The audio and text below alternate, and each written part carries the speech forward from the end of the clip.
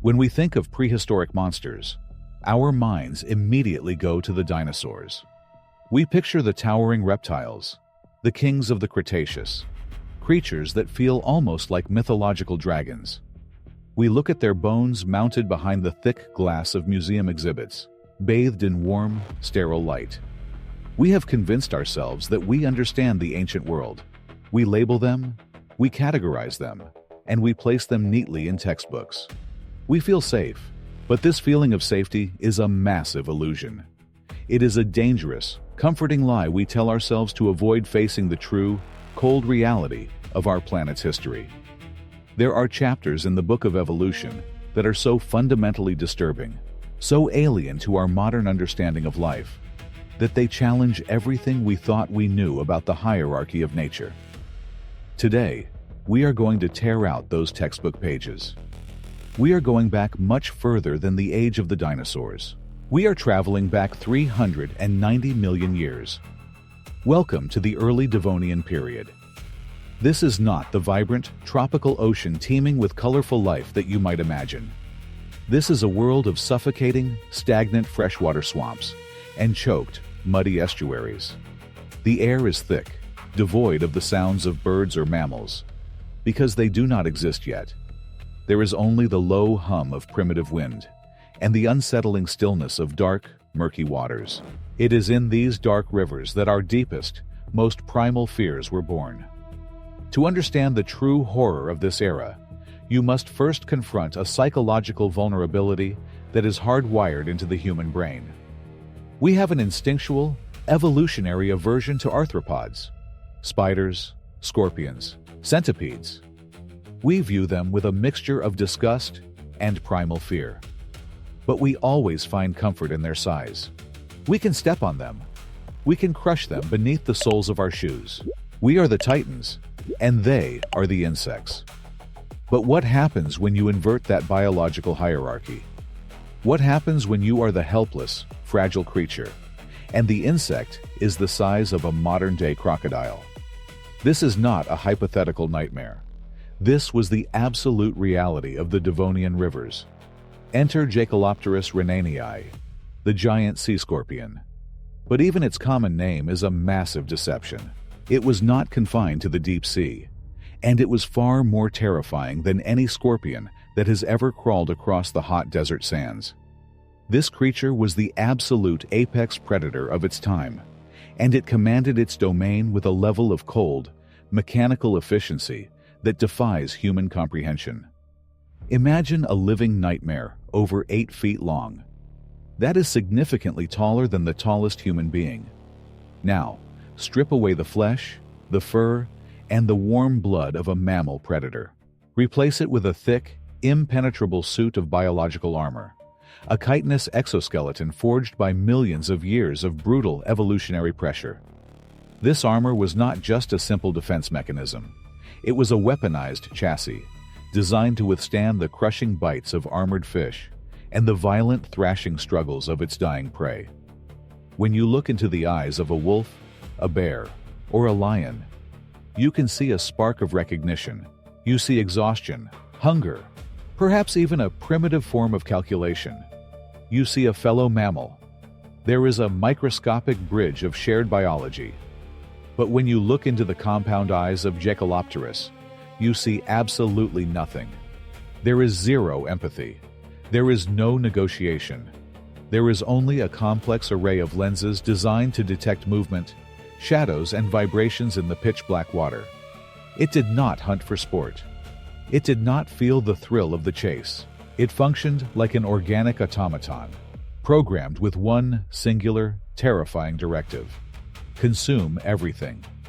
The environment it hunted in perfectly complemented its nightmarish biology. The shallow estuaries and river systems of the Devonian were choked with decaying organic matter and thick mud. Visibility was incredibly low. Sunlight struggled to penetrate the murky depths. This was not a bright theater for high-speed aquatic pursuits like the open ocean. This was a realm of deep shadows, a world meticulously designed for the perfect ambush. Jacalopterus would use its flat, wide body to press itself firmly against the muddy riverbed. Its dark, mottled exoskeleton, acting as the ultimate camouflage. It would simply vanish into the terrain. It would lie there, absolutely motionless, for hours, or even days. A silent, biological landmine of armor and muscle, waiting in the absolute dark. It did not need to see its prey from afar. It felt the world around it. The waters of the early Devonian were teeming with ancient fish, heavily armored placoderms that felt invincible behind their thick, bony plates. As these primitive fish swam through the murky water, their movements created subtle pressure waves, tiny vibrations that rippled through the liquid darkness. Consider the pure arrogance of modern humanity. We sit in our climate-controlled rooms, watching nature documentaries on bright screens, completely detached from the brutal realities of the primordial food chain. We have permanently removed ourselves from the menu. But Jacalopterus is a ghost from a timeline where anything resembling a human would be nothing more than a momentary, insignificant snack. If a human were dropped into those ancient waters, you would not even know you were being hunted. You would be wading through chest-deep mud, your vision entirely obscured by the algae and the dark silt. You would feel a slight displacement of water against your leg, and before your brain could even process the sudden change in current, the biological trap would spring. Every single vibration was picked up by microscopic sensory hairs covering the sea scorpion's impenetrable body. The automaton was calculating distance, trajectory, weight. It let the prey swim closer and closer until the unsuspecting victim was perfectly positioned within the ultimate strike zone. The tension in the water would be palpable, a heavy silence right before the brutal execution. We look back at these extinct arthropods and mistake their primitive forms for weakness. We assume that because they are hundreds of millions of years old, they were somehow less capable, less lethal than the predators we know today. But evolution does not deal in downgrades. At that specific moment in our planet's history, in those dark, suffocating rivers, nature had engineered the perfect killer. A beast that needed no brain for complex emotion, only a central nervous system wired for explosive, devastating violence. The way it ended the lives of its victims was a masterclass in biomechanical horror. The attack was not just a simple bite. It was a rapid deployment of biological machinery that scientists are still struggling to fully comprehend today. And to understand exactly how it tore through solid bone, we have to look closely at the single most terrifying weapon evolution ever attached to an arthropod. To fully grasp the nightmare of Jacalopterus, we must look at the weapons it carried. We are accustomed to the claws of modern crabs or scorpions. They are pincers, relatively simple tools designed to crush or grip. But the appendages on this prehistoric titan were entirely different. They were raptorial chelicerae. Think of the specialized deadly arms of a praying mantis, but scaled up to the size of a human leg, built entirely out of hardened chitin and lined with jagged, forward-facing spikes. The early Devonian waters were not a peaceful nursery. They were a biological war zone. The fish that shared this environment, primitive groups like the placoderms, had evolved thick, interlocking plates of bone covering their heads and thoraxes. They were essentially swimming vaults, designed specifically to survive in a world filled with giant, hungry arthropods. To break into a vault, you do not use a standard knife. You need specialized, armor-piercing weaponry. That is exactly what the chelicerae of Jacalopterus were. When we examine the fossilized remnants of these massive appendages, we do not just see simple spikes. We see an evolutionary arms race pushed to its absolute limit. The inner edges of these massive claws were lined with varied sizes of teeth. Long, needle-like spikes designed to trap and puncture, and shorter, thicker teeth designed to crush and crack bone. When the sea scorpion launched its ambush from the mud, it would thrust these arms forward. The hydrostatic pressure within its body would snap the claws shut with a violent speed that easily overcame the heavy resistance of the water. The long spikes would find the vulnerable joints in the fish's armor, the small gaps between the neck plates, the softer underbelly. Once those spikes locked in, there was zero chance of escape. The victim was pinned in a biological Iron Maiden. But the sea scorpion did not swallow its prey whole like a snake or a modern fish. Its mouth was surprisingly small for a creature of its immense size. Instead, it relied on a feeding mechanism so alien, so brutal, that it feels like something out of a science fiction horror film. Once the prey was secured by the forward claws, it was pulled directly beneath the creature's massive head shield. Here, at the base of its walking legs, were structures called gnathobases. These were essentially heavy, serrated grinding plates, covered in sharp, hardened nodules. As the giant arthropod moved its legs, either walking or simply flexing them in the water, these basal plates rubbed together. They acted like a mechanized meat grinder. The trapped, thrashing prey was literally shredded and pureed alive by the friction of the predator's own shoulder joints. The mangled raw meat was then passed continuously up into the mouth.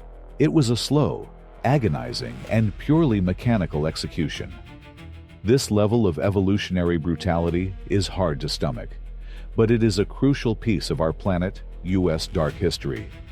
If you are fascinated by these forgotten rulers of the deep, comment the word apex below to let us know you want more deep dives into prehistoric terrors.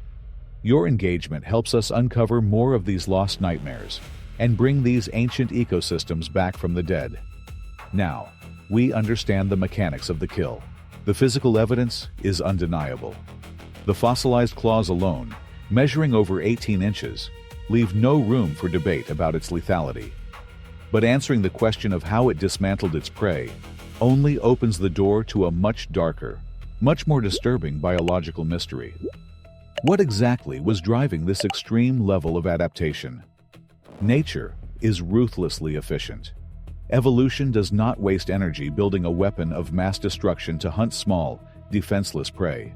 The heavily armored placoderms explain the need for strong claws, but the sheer, staggering size of Jacalopterus points to something far more sinister. It suggests a localized arms race of apocalyptic proportions. But there is a secondary theory, one that paleontologists discuss with a sense of grim fascination. What if the primary target of this giant sea scorpion was not just armored fish? What if the only thing that could truly challenge a predator over 8 feet long, the only thing that required such heavy, impenetrable armor and devastating armor-piercing weapons, was another giant sea scorpion? Cannibalism is not an anomaly in the modern arthropod world. Spiders practice it. Mantises practice it. It is a simple, highly effective way to eliminate competition and secure a massive source of protein. But scaling that behavior up to monsters the size of small boats paints a picture of a Devonian swamp that was nothing short of a gladiatorial hellscape. Imagine 2 of these titans, locked in a brutal, silent deathmatch at the bottom of a murky estuary. 2 impenetrable exoskeletons clashing in the dark, the sound of thick chitin cracking and shattering echoing through the dense, silt-filled water. They were not just the apex predators of their environment. They might have been their exact own worst enemies, trapped in an endless cycle of monstrous predation. This grim reality forces us to reevaluate everything we know about prehistoric ecosystems. If these creatures were locked in a constant state of hyper-aggressive warfare, both with heavily armored fish and potentially with their own kind, how did they sustain such massive bodies? The metabolic energy required to maintain an exoskeleton of that magnitude and to power those explosive hydraulic claws is astronomical. They would need a constant, endless supply of meat. The rivers would have to be veritable slaughterhouses, running thick with the remains of their victims. And this leads us to the most unsettling question of all. A question that challenges the very concept of evolutionary dominance. If Jacalopterus was the perfect biological machine, a creature so dominant, so heavily armored, and so perfectly adapted for wholesale slaughter, that it had absolutely no natural predators above it, how did it ever go extinct? What kind of cataclysmic event is required to wipe out a monster that has conquered its entire world? It is a question that haunts the halls of paleontology. We look at the fossil record, at the remnants of these biological titans, and we see an evolutionary masterpiece. A creature flawlessly designed for absolute domination. Yet, they are gone, erased completely from the modern biosphere. To understand how a monster like Jacalopterus rhenanii could vanish, we have to look past the creature itself and focus on the terrifying fragility of the world it ruled. The reign of the giant sea scorpions spanned millions of years, an empire of chitin and claws that seemed entirely invincible. But their dominance was anchored to a very specific, very unstable environment. They thrived in the shallow, brackish waters, the dense estuaries, and the murky, slow-moving river systems of the early to mid-Paleozoic era. These coastal margins were rich in nutrients, teeming with armored fish, and perfectly suited for a heavy, ambush predator that relied on stealth rather than sustained, open-water swimming. They were the undisputed kings of the shallows. But the Earth is not a static rock. It is a violent, ever-changing engine of geology and climate. As the Devonian period progressed into the Carboniferous and beyond, the continents continued their slow, grinding drift. The climate shifted dramatically. Global sea levels rose and fell in massive cycles. The very geography that birthed these monsters began to turn against them. The extensive, shallow epicontinental seas began to drain. The stagnant swamps and rich coastal estuaries started to dry up or transform into entirely different ecosystems. Imagine being an 8-foot-long, heavily armored predator. You are incredibly powerful, but you are not built for deep, open ocean navigation, where faster, more agile predators, like the early sharks, were beginning to dominate. And you are certainly not built to haul your massive, crushing weight out of the water and onto dry land, where the atmosphere and gravity would prove fatal. You are trapped. You are locked into a shrinking habitat. The very armor and size that made you invincible now become your death sentence. As their aquatic hunting grounds diminished, the intense competition we discussed earlier would have skyrocketed. The brutal cannibalism would have accelerated as food sources dwindled. They were literally eating themselves into oblivion in the dark, shrinking pools of a changing world.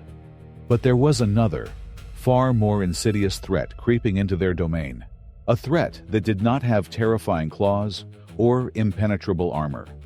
A threat that would eventually conquer the entire planet. Vertebrates. While the giant sea scorpions were busy dominating the murky bottom, the primitive fish were rapidly evolving. They were shedding their heavy, cumbersome bone plates in favor of lighter, faster bodies. They were developing complex jaws, advanced nervous systems, and crucially, they were beginning to explore the one frontier the sea scorpions could never conquer: the land.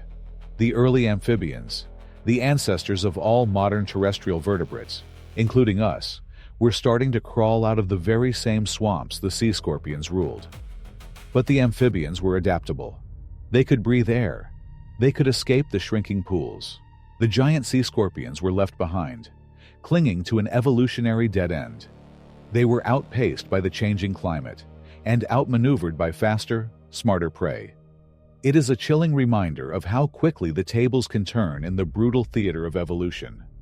No matter how massive, how heavily armored, or how perfectly adapted a predator becomes, it is ultimately at the absolute mercy of the planet. Jacalopterus was a masterclass in biological engineering, but it was engineered for a world that ceased to exist. If this deep dive into the dark history of our planet has chilled you, if it has made you question the very hierarchy of nature and the illusions of safety we cling to, then subscribe to the channel now. We are building an archive of the most terrifying, anomalous, and forgotten nightmares the Earth has ever produced. Join us and never look at a shadow the same way again. The extinction of the giant sea scorpions was not a single, fiery cataclysm. It was a slow, agonizing fade into obscurity, a quiet death in the mud as the world moved on without them. The rivers dried, the swamps filled with sediment, and the bodies of these once invincible titans were buried beneath millions of tons of rock. Their reign of terror ended, not with a roar, but with a silent suffocation in the dark. But as we stand in museums today, looking at the fossilized impressions of their massive claws, a profound and unsettling realization sets in. Their extinction is what allowed our ancestors to survive.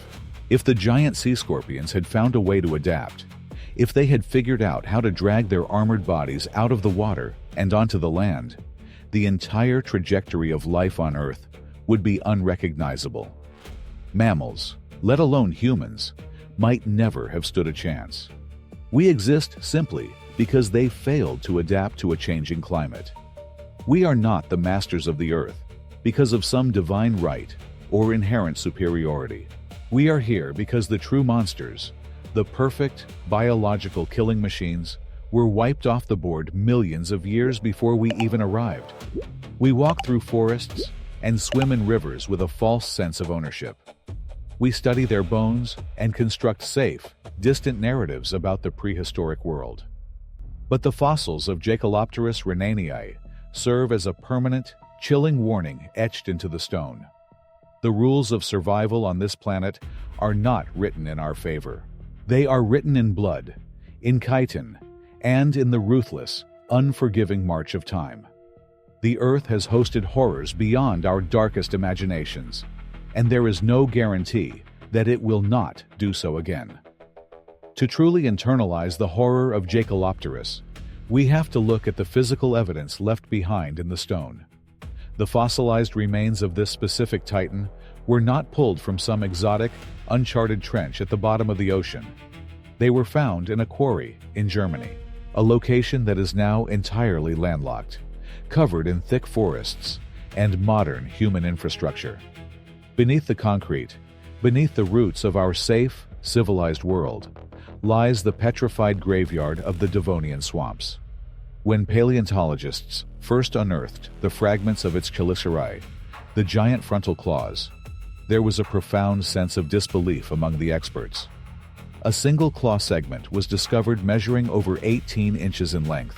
When you extrapolate the proportions of a standard sea scorpion to match a weapon of that magnitude, the mathematics yield a terrifying result: a predator well over 8 feet long. The scientific community was forced to look at this massive piece of biological machinery and accept a very dark truth. Our understanding of maximum arthropod size was fundamentally flawed. We are constantly comforted by the physical limitations of modern insects. We know that arthropods today are restricted in size by the oxygen levels in the atmosphere and the structural limits of their exoskeletons. Because they do not possess an internal skeletal structure, a terrestrial insect the size of a wolf would simply collapse under its own crushing weight. But the giant sea scorpions completely bypass this biological limitation. By living entirely underwater, the dense aquatic environment supported their massive bulk. The water acted as a zero-gravity chamber for monsters, allowing them to scale up into biological nightmares that would be physically impossible on dry land. They exploited a loophole in the laws of physics and biology, and they used that loophole to violently conquer their world. And this leads us to the ultimate, chilling resolution of our dark thesis. We look at ourselves as the pinnacle of evolutionary success. We have built sprawling cities, we have split the atom, and we have touched the surface of the moon. We believe that human intelligence is the ultimate weapon of survival. But human intelligence has only existed for a microscopic fraction of the history of the Earth. We have been sitting on the evolutionary throne for merely a few 100,000 years. The empire of the giant sea scorpions, the age of the armored titans, lasted for tens of millions of years. They were a dynasty of perfect, unthinking violence that completely dwarfs the entire timeline of human existence. When we look down at a spider or a centipede crawling across the floor today, we are not looking at a lesser form of life. We are looking at the deposed royalty of a forgotten world. We are looking at the distant, miniaturized relatives of creatures that would have viewed our earliest ancestors as nothing more than an easy, insignificant meal in the mud. The fear you feel when something suddenly brushes against your leg in dark water is not an irrational phobia. It is an ancestral echo. It is a biological memory burned deep into the DNA of every vertebrate on this planet. It is the lingering subconscious trauma of a time when the water belonged entirely to them.